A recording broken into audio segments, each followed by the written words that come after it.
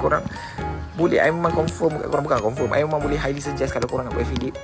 Produk ni insyaAllah bagus. Produk yang I guna insyaAllah bagus untuk korang guna. Dan bagus juga untuk korang buat affiliate. Sebab insyaAllah produk yang bagus ni dia tak ada banyak komplain sangat. Kau faham tak?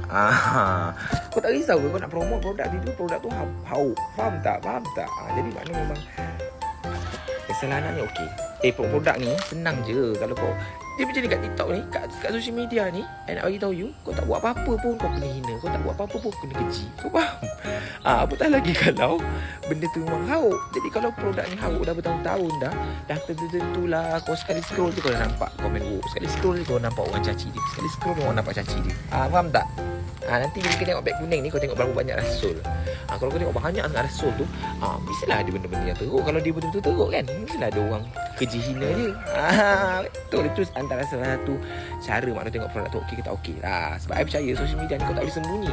Kau takkan boleh sembunyi kalau produk tu hauk teruk. Kau tak boleh sembunyi dengan apa orang kata hinaan orang. Sebab kat social media ni kau tak buat apa-apa pun kau kena keji.